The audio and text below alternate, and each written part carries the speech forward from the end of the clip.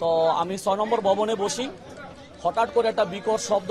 আমি 6 নম্বর ভবন থেকে নেমে দেখি আমাদের স্কুল শাখার দোতলায় একটা ভবনে মানে বিমান ক্র্যাশ করেছে। সাথে সাথে আমরা দিক বিদিক ছুটতে লাগলাম, ছুটে ফায়ার এক্সটিংগুইশার আনলো।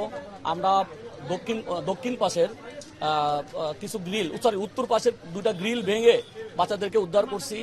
এবং বিমানটা এমন জায়গায় ক্র্যাশ করেছে যে সিঁড়ি রুম ছিল, সিঁড়ি রুম দিয়ে আসলে বের হওয়ার মতো অবস্থা ছিল না। এজন্য দক্ষিণ পাশ উত্তর পাশের যে রুমগুলো ছিল ওই রুমগুলোর বাচ্চাগুলো মোটামুটি সেফ ছিল। আর আমাদের ছুটি কিন্তু ওই দিন একটাই হয়েছিল। একটা ছুটি হওয়ার পর বিমানটা ক্র্যাশ করছে মেবি একটা 12তে ক্র্যাশ করেছে। তো ছুটি হওয়ার পরে কিছু বাচ্চা ওয়েটিংয়ে ছিল গার্ডিয়ানের জন্য, কিছু বাচ্চা ক্যাম্পাস লিভ করে চলে গেছে।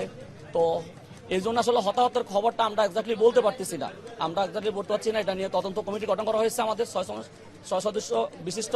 আমরা হয়তো তদন্ত কমিটির যে রিপোর্ট আসবে সেটা আপনারা জানতে পারবেন এটাই। আর আমরা আসলে অনেক মর্মাহত বিষয়টা নিয়ে। আমি এবং আমার এই যে মোস্তফা স্যার, আমরা দুজনেই ছিলাম। আপনারা হয়তো দেখবেন বিভিন্ন জায়গায় আমাদেরকে আমরা ছুটাছুটি করছিলাম। আমরা আসলে প্রাণপণ চেষ্টা করছিলাম কোমলমতি বাচ্চাগুলোকে বের করে নিয়ে আসার। ওদের চিৎকার চেঁচামেচি শুনে আমরা আসলে কি করব আমরা বুঝতে পারি নাই। আমরা তারপরও গ্রিল ভেঙে আমাদের সাথে আমাদের রোভার স্কাউট, বিএনসিসি ওরাও ছিল, হোস্টেলের বাচ্চারাও ছিল, যে যার মতো করে পারছে গ্রিল ভাঙা, গ্রিলের তালা ছিল উইন্ডোর মতো, তালা ভাঙা। তারপরে একটা মই এনে 3 তলায় উঠা, হোস্টেলের বাচ্চারা পিছন থেকে হোস্টেলের বাচ্চারা মানে চেষ্টা করছে গ্রিল ভাঙার। এভাবে আমরা কিন্তু অনেক বাচ্চাকে উদ্ধার করতে পেরেছি। আর সরাসরি যে রুমটাতে আঘাত করেছে ওটা এবং তার পাশের রুমের বাচ্চাগুলা ওখানে কতজন ছিল এক্স্যাক্টলি এটা আমরা এখনো মানে বুঝতেছি না, যেহেতু ছুটির পরে ঘটনাটা ঘটলো। এটা নিয়ে তদন্ত কমিটি গঠন করা হয়েছে, হয়তো আমরা জানতে পারবো আর কি।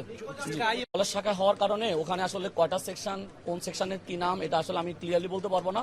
তবে যেহেতু ছুটির পরে আমরা একজন ম্যাডামের মারফতে জানতে পারলাম যে ওখানে জাস্ট বাচ্চারা ওয়েটিং করতেছিল, শুধু যে স্কাই সেকশনের স্টুডেন্টই ছিল তা না, বিভিন্ন সেকশনের স্টুডেন্টে ওখানে ওয়েট করছিল, আবার অনেকে চলে গেছে এরকম আর কি। ওখানে এক্স্যাক্টলি শুধু ক্লাস চলতেছিল এরকম না যে ক্লাস চলতেছিল 30 জন বাচ্চা ক্লাসে ছিল, হঠাৎ করে এসে 30 জন বাচ্চার উপর দিয়ে বিমান চলে গেছে এরকমও না। ঘটনাটা ছুটির পরে হলো। ছুটির পরে হওয়ার কারণে কিছু বাচ্চা গার্ডিয়ানের অপেক্ষায় ছিল, ওই বাচ্চাগুলোকে আমরা হারাইছি। 200 জনের মতো মারা গেছে বাইরে বিভিন্ন জায়গায় বলা হচ্ছে। তো 200 বাচ্চার মানে আসলে এই তথ্যটা কতটুকু সঠিক? এই তথ্যটা আমি আসলে সঠিকভাবে বলতে পারবো না। এই তথ্যটা এরকম হওয়ার কথাও না, এত হওয়ার কথাও না। তবে এক্সাক্ট সংখ্যাটা আমরা পেয়ে যাবো 2-3 দিনের মধ্যে। আমরা এটা নিয়ে কাজ করতেছি, আমাদের শিক্ষকরা এটা নিয়ে কাজ করতেছে, আমাদের অ্যাডভাইজার স্যার দেশে আসছেন, উনিও এটা নিয়ে কাজ করতেছেন। ইনশাল্লাহ আপনারা 2-1 দিনের মধ্যে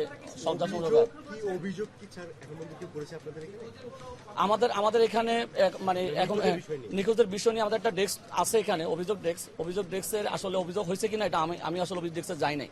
অভিযোগ আমরা বৃহস্পতিবার কিন্তু ছুটি ঘোষণা করা হয়েছে আপাতত। এরপরে রোববার থেকে ক্লাস শুরু হবে কিনা এটা নিয়ে ডিক্লার নাই, বাট প্রথম অ্যানাউন্সমেন্টে রবিবার পর্যন্ত আমাদের সকল শ্রেণী পরীক্ষা কার্যক্রম বন্ধ আছে আপাতত।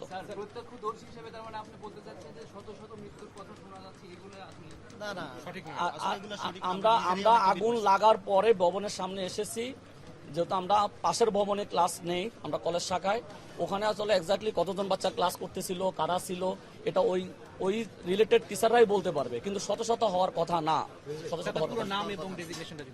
আমি Saiful Islam, lecturer mathematics, milestone college.